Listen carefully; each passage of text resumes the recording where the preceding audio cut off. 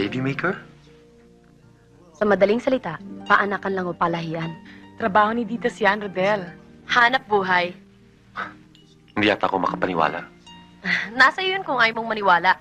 Pero pag nagkasundo tayo, magiging pangatlo kong anak mo. I hope you don't mind my asking, Ditas.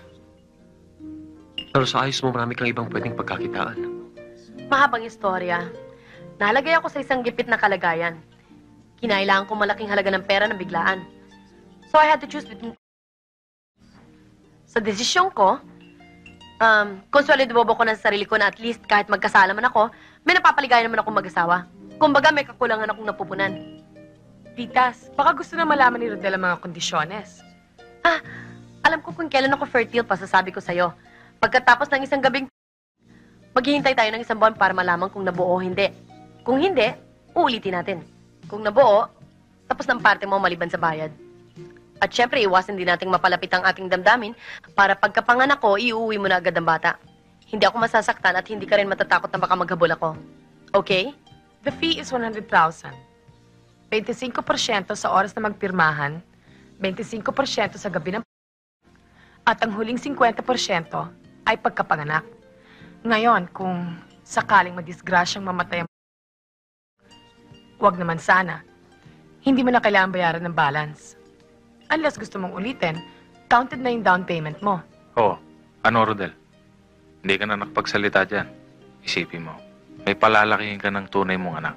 Dugo ng iyong dugo. Biglang magkakaroon ng kahulugan lahat ng pagsikap mo sa buhay. Di ba? Wait a minute. Slow down. Medyo nabigla ako. Paano ko malaman ni Fina? Eh, bakit mo naman sasabihin, no? Look, hindi siya masasaktan sa hindi niya nalalaman. Well, we are all partners in crime here. Kami ni Paul, makakatiyak kang walang mag-i-squill. Ewan ko si Berna. Excuse me, ha? Ako ba naman ay kailangan niyo pang pagsabihan? Dati pa, magkasangkot na kami ni Ditas.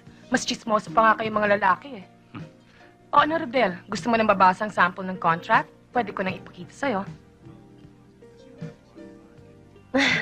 Mukhang binigyan niyo yata itong kaibigan niyo, Ayaan niyo na muna siya makapag-isip. Total, hindi naman ako nagmamadali, eh. Mauna na ako sa inyo. Saan ka pupunta? May lakad pa ako. Sabay-sabay na tayo. Wag na, may susundo pa sa akin, eh. Bye. Sige. Bye. Ditas? Ditas, I'm sorry.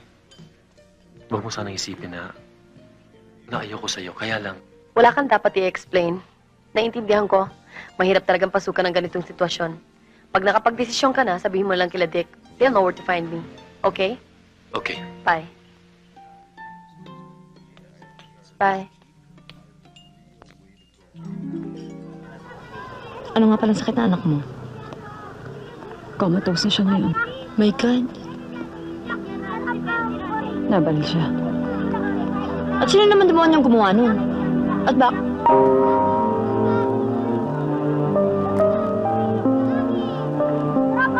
Sino ka? Kilala ba kita? Asawa mong bumaril sa anak ko. Kinausap mo ako dahil gusto mo ipahama ko asawa ko. Gusto kong pakiusapan mo asawa mo na aminin niya ang krimen niya. May anak ka rin. Anong gagawin mo kung ikaw nasa lugar ko? Hindi ang asawa kong bumaril sa anak mo. Kilala ko ang asawa ko. May takot siya sa Diyos. Hindi niya kailanman magagawa ang sinasabi mo.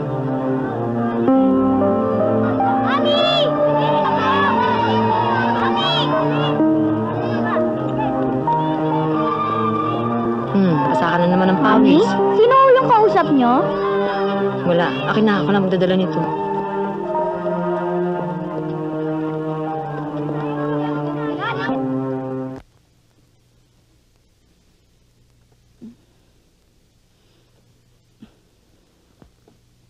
What's wrong?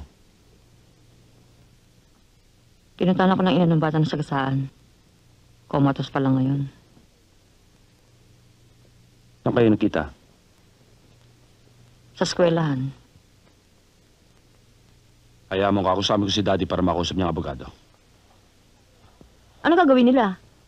Susulatan yung babaeng yun pagkatapos tatambakan kami sa katutok na bodyguard. Kung kinakailangan. Ayoko na magulong buhay, Tato.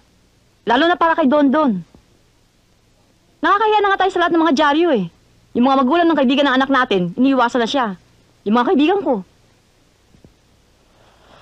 Dali, please. Ginagawa ko naman ang lahat eh. Para sa'yo, sa korte, sa batas. Pero paano kami na anak mo? May isip na si Dondon. Mabuti pa kaya, magbakasyon na lang muna kami hanggat di pa naayos tong gulo na to. Hindi ko kaya to. Iiwanan niyo ako? Hanggat magulo pa. Dali, please. Wag. Hindi ko kaya mag-isa. Dali, ikaw lang ang tamang nangyayari sa buhay ko. Ikaw, si Dondon. Kayo, pamilya ko, yun lang ang mahalaga sa akin. Paano ako bumalik yung babaeng yun? Huwag ka magpapa-apekto sa kanya. Kakausapin ko si Daddy.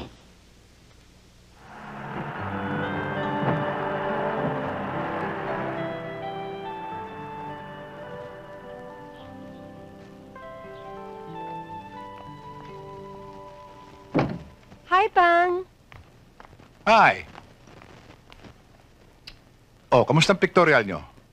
Ay, naku, Papang, ang ganda-ganda at bidang-bida ang mga designs mo.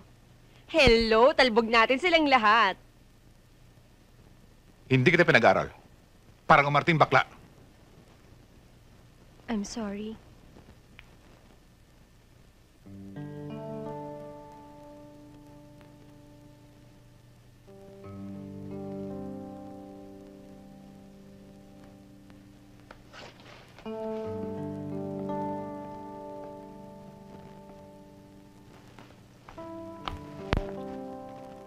Pang?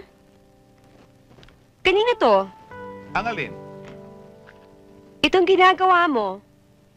Maganda ba? Iba siya.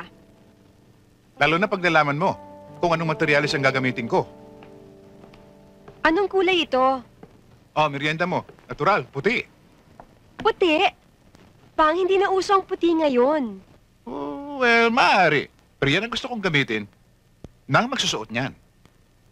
Kanina ba ito? Sa'yo. Ikaw, Iha. Ikaw ang gagamit ng pinakamagandang pangkasal na gagawin ko sa aking buong career. Wow. May gown na ako, wala pang groom.